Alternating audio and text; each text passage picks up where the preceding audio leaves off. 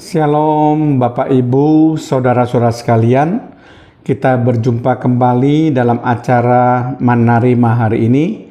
Tentu kita tetap bersemangat, tetap mengiring Tuhan apapun yang terjadi, karena kita yakin Tuhan tidak pernah tinggalkan kita. Mari kita buka acara Manarima hari ini dengan doa. Terima kasih Tuhan kalau Tuhan masih memperkenankan kami untuk kami boleh berjumpa kembali dalam acara Manarima hari ini Tuhan.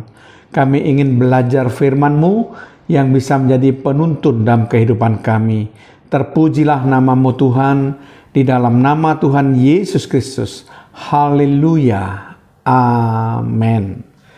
Bapak Ibu, Saudara-saudara sekalian, saya akan membahas suatu topik kali ini adalah karakteristik manusia baru bagian yang pertama.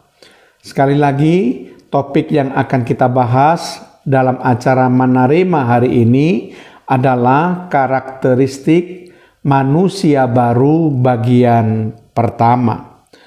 Bapak Ibu saudara sekalian, karya salib Kristus yang meliputi kematian dan kebangkitan Yesus telah menyalibkan manusia lama kita, sehingga kita hidup sebagai manusia baru. Jadi betapa berartinya peran karya salib Kristus yang membuat kita menjadi manusia baru. Ketika kita percaya kepada Yesus, Allah menjadikan kepada kita ciptaan yang baru, di mana manusia lama kita turut disalibkan, dan kita menjadi manusia yang baru, yang lahir kembali, menjadi lahir baru karena kita percaya iman kita kepada Tuhan Yesus Kristus. Dalam Roma pasal 6 ayat 5 sampai 6 dikatakan demikian. Sebab jika kita telah menjadi satu dengan apa yang sama dengan kematiannya, maka kita juga akan menjadi satu dengan apa yang sama dengan kebangkitannya. Karena kita tahu bahwa manusia lama kita telah turut disalibkan supaya tubuh dosa kita hilang kuasanya, agar jangan kita menghambakan diri lagi kepada dosa. Nah, karena karya salib Kristus, jelas dikatakan di sini bahwa manusia lama kita telah turut disalibkan. Dan tubuh dosa kita sudah hilang kuasanya, sehingga kita tidak menghambakan diri lagi kepada dosa, dan kita menjadi manusia baru. Nah, mari kita akan selidiki apa karakteristik manusia baru menurut kebenaran firman Tuhan. Karakteristik manusia baru itu ada 8 poin, tetapi pada bagian yang pertama ini saya hanya akan membahas karakteristik manusia baru dari poin yang pertama sampai poin yang keempat. Mari kita selidiki satu persatu apa karakteristik manusia baru. Yang pertama, manusia baru tidak lagi menghambakan diri kepada dosa, melainkan menjadi hamba kebenaran. Sebab tubuh dosa kita sudah hilang kuasanya. Kita bisa membaca di dalam Roma pasal yang ke-6 ayat yang ke-6 dikatakan demikian. Karena kita tahu bahwa manusia lama kita telah turut disalibkan supaya tubuh dosa kita hilang kuasanya, agar jangan kita menghambakan diri lagi kepada dosa. Jadi manusia baru tidak lagi menjadi hamba dosa, karena tubuh dosa sudah hilang kuasanya. Manusia lama itu sudah turut disalibkan. Kemudian kita baca Roma pasal 6 ayat 17 sampai 18. Tetapi syukurlah kepada Allah. Dahulu memang kamu hamba dosa, tetapi sekarang kamu dengan segenap hati telah menaati pengajaran yang telah diteruskan kepadamu. Kamu telah dimerdekakan dari dosa dan menjadi hamba kebenaran. Jadi manusia yang baru bukan lagi hamba dosa, tetapi telah menjadi hamba kebenaran. Itu adalah karakteristik manusia baru yang pertama, tidak lagi menjadi hamba dosa atau menghambakan diri kepada dosa, melainkan menjadi hamba kebenaran. Nah, kemudian saudara, kita akan melihat apa karakteristik manusia baru yang kedua.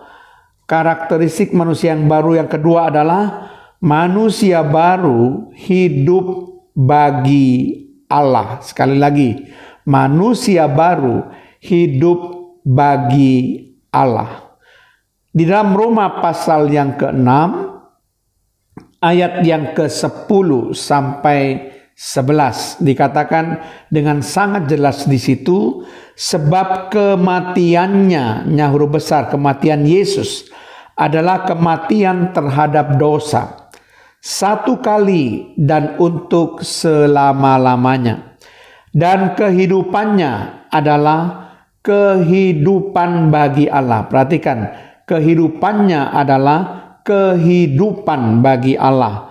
Demikian hendaknya kamu memandangnya, bahwa kamu telah mati bagi dosa, tetapi kamu hidup bagi Allah dalam Kristus Yesus. Jadi jelas sekali firman Allah ini mengatakan bahwa kita telah mati bagi dosa dan kita hidup bagi Allah. Kita tidak lagi hidup bagi diri kita sendiri, tetapi kita hidup bagi Allah karena kita sudah mati bagi dosa. Saya percaya bahwa Bapak Ibu yang sudah diselamatkan oleh Tuhan Yesus Kristus karena karya salibnya, maka kita semua akan hidup bagi Allah, bukan hidup bagi diri kita sendiri. Itu adalah karakteristik manusia baru yang kedua. Nah, kita akan melihat kembali karakteristik manusia baru yang ketiga, yaitu manusia baru tidak menuruti keinginan dosa. Sekali lagi, manusia baru tidak menuruti keinginan dosa. Mari kita baca Roma pasal 6 ayat yang ke-12. Dengan jelas dikatakan, sebab itu hendaklah dosa jangan berkuasa lagi di dalam tubuhmu yang fana, supaya kamu jangan lagi menuruti keinginannya. Maksudnya di sini adalah keinginan dosa. Jadi jelas sekali bahwa dosa tidak berkuasa lagi di dalam tubuh kita yang fana, sehingga kita tidak menuruti lagi keinginan dosa.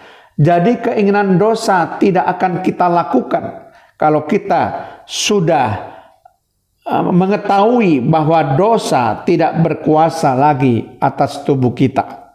Jadi Bapak Ibu Saudara sekalian, mari kita semuanya menjadi manusia yang baru, yang tidak lagi menuruti keinginan dosa. Matikan segala keinginan dosa saudara, salibkan segala keinginan dosa saudara. Maka saya percaya kita akan menjadi manusia baru yang berkenan di hadapan Tuhan Yesus Kristus. Nah, kita akan selidiki karakteristik manusia baru yang keempat. Untuk bagian pertama ini, manusia baru menyerahkan anggota-anggota tubuh sebagai senjata kebenaran, bukan sebagai senjata kelaliman. Sekali lagi, karakteristik manusia baru yang keempat, manusia baru menyerahkan anggota-anggota tubuh sebagai senjata kebenaran, bukan sebagai senjata kelaliman. Mari kita membaca Roma pasal 6 ayat yang ke-13. Demikian bunyi firman Tuhan. Dan janganlah kamu menyerahkan anggota-anggota tubuhmu kepada dosa untuk dipakai sebagai senjata kelaliman. Tetapi serahkanlah dirimu kepada Allah sebagai orang-orang yang dahulu mati, tetapi yang sekarang hidup. Dan serahkanlah anggota-anggota tubuhmu kepada Allah menjadi senjata-senjata kebenaran. Jadi manusia baru tidak lagi menyerahkan anggota-anggota tubuhnya untuk dipakai menjadi senjata kelaliman. Tetapi manusia baru menyerahkan anggota tubuhnya untuk dipakai menjadi senjata kebenaran. Nah, Bapak Ibu Saudara sekalian, itulah karakteristik manusia baru bagian yang pertama yang kita bahas, yaitu poin yang pertama sampai poin yang keempat. Kita akan melanjutkan nanti untuk poin selanjutnya dalam karakteristik manusia baru bagian yang kedua.